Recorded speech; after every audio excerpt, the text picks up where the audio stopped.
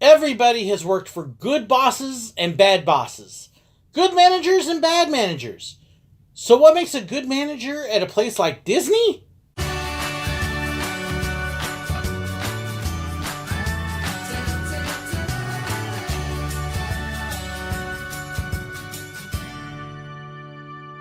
Hey, if you haven't done it yet, make sure you hit that subscribe button and be sure to hit the bell so you can get notified anytime there's a new video.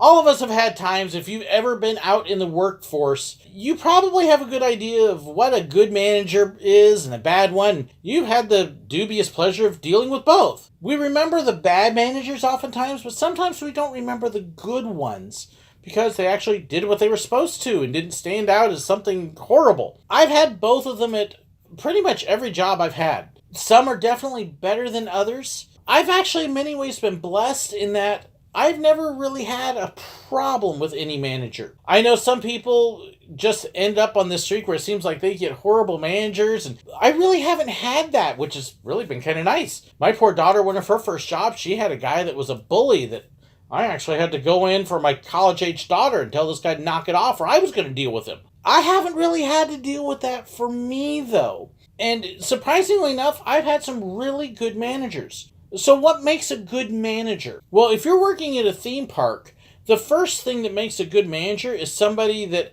either has done your job or is willing to get out there and do it with you. On Rhino Rally, our managers actually worked on the loading dock with us. Our manager actually drove the rally trucks around.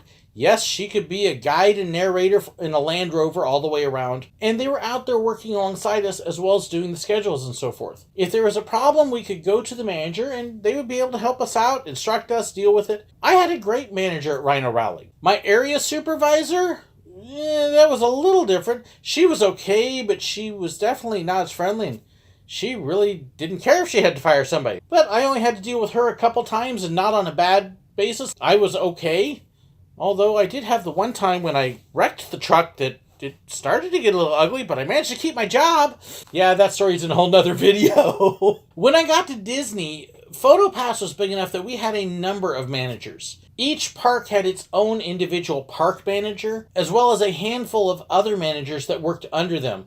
So that way every shift would have a manager available, as well as the overall park manager. Not only was each park with its management team, but then you would move up in PhotoPass, and there was the QA team, and then there was the overall leadership team, and our overall management.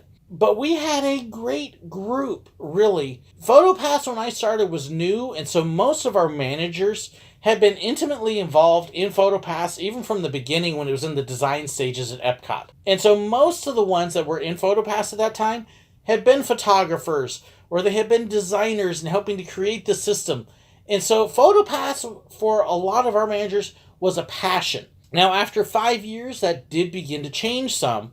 We had our merge with entertainment because we were working with the characters. They kind of brought us together as one department. And we got a couple managers into PhotoPass that had never been photographers, had never been out in the parks in that aspect, and had no clue what it was like to be a photographer. They knew what they were expecting in the entertainment side, but they had no idea really what it meant to be a photographer and to do the job that we were doing. That created a little conflict with a few people. For the most part, I didn't have an issue because their overall goal was still the best experience and the best photos for the character, for the photographer, and the guest, and to make sure that everything worked together. There really was only one manager I could think of that really was kind of a crank and not a great attitude. He tended to rub a lot of photographers the wrong way, and a number of people didn't get along quite so well with him, but I never really had an issue with him because I was out doing my job. I was very much also one of those that if a manager was in a bad mood or at their pre-meeting for the day was just kind of a rotten jerk, I was just like, yeah, so what? I don't have to be around you all day anyways. I'm going to go do my job. I didn't tend to pay a lot of attention. I kind of let it slough off because I wasn't going to let it affect me or the day. And I wasn't going to let some other person in a bad mood put me in a bad mood all day when I'm going to go work with guests to make them smile. So I didn't notice some of those kinds of things. Also with my managers, I didn't generally associate with them outside of Disney like some people did, so I didn't really get to know them that way. But one of the things that helped really separate what was a good manager for me was we also instituted a policy in PhotoPass that every manager was supposed to get out a couple times a year at least, and they were supposed to be a photographer for the day. They were supposed to put on the same outfit, carry the same gear. If they hadn't done it before, get some basic instruction, they were supposed to go out and spend a day as a photographer. Shoot pictures of the guests with the castle all day, and make sure that they understood what we were going through, what it was like to be in the sun. Well, we did have a couple managers that really bailed on that. That bothered me, I have to admit, because it wasn't just not having a clue what we were doing.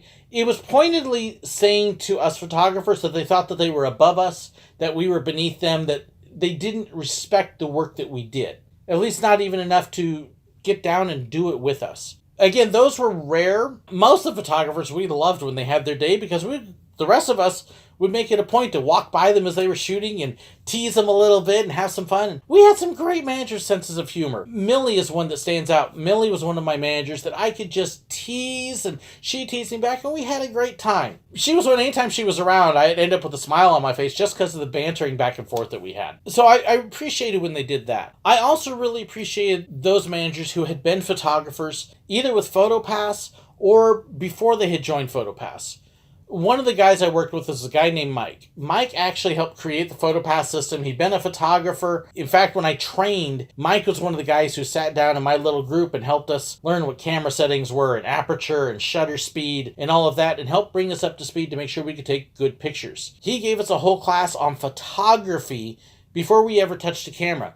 Here's how you're going to do it so you understand why our settings are the way they are and why we do what we do. So that way, if you leave this group, even if you're not shooting pictures at Disney, you'll know how to take a good picture and use a camera the way it's supposed to be used. But Mike was also out there with us. He was constantly checking on us. When he was managing, you could guarantee you were going to see him at least once during the day, as he would come by to check on all the photographers to make sure everybody was doing good, their equipment was working fine. Now, we did have coordinators who were in charge of equipment who would come around and check our batteries and memory cards and make sure that everything else was working the way it was supposed to. But Mike, as a manager, would do the same thing, and that was really cool. Mike was also just a plain really nice guy. You would see him come around, hey, is your water bottle full? Let me go fill up your water bottle for you and get some more. That was really nice on a hot day. I also liked that Mike could come around if I was roving, which meant I got to play around a little bit. He gave me a lot of suggestions and ideas. And, hey, have you thought about shooting maybe over there and try that kind of setup? And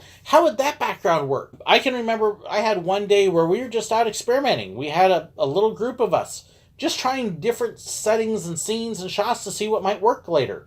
And Mike was great about giving suggestions and things for that. That was fun, and I learned so much from this guy. There was another guy who was a manager at Epcot named Matthew, who was also a photographer, and he had subscriptions to photography magazines, and he would bring all his magazines into our office and our base and leave them there just so we could pick them up and read them on our breaks or borrow them, take them home, and bring them back. And so he was constantly trying to help us improve as photographers, which I really liked. We had other managers that would do photography contests.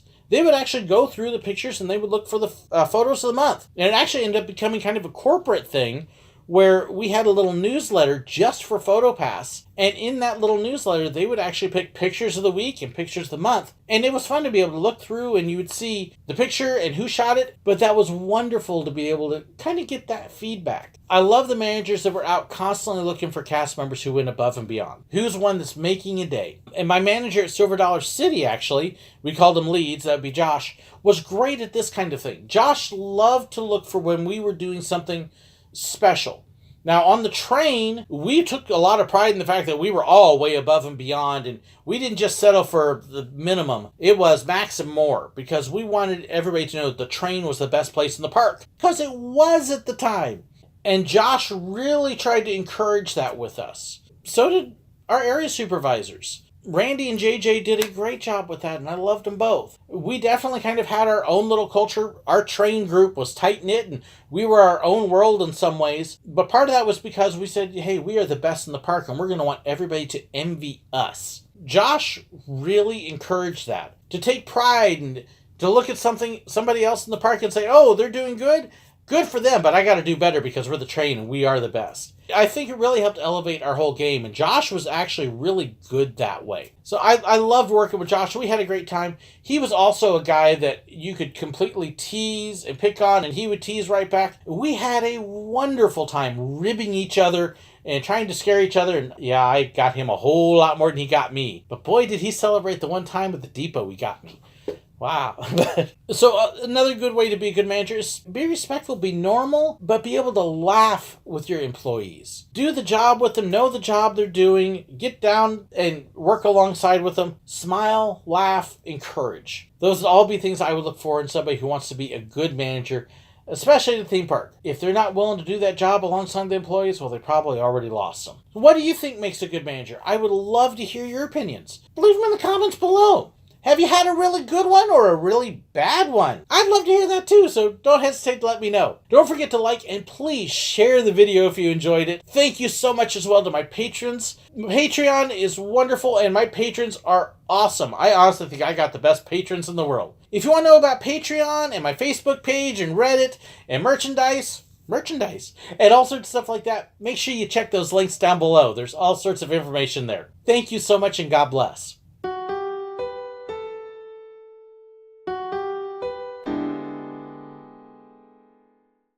If you haven't subscribed yet, hit that button right there. If you'd like to see another great video of mine, there's a good one right there for you. And if you'd like to be like these wonderful people and support me on Patreon, hit that link right there. Thanks so much.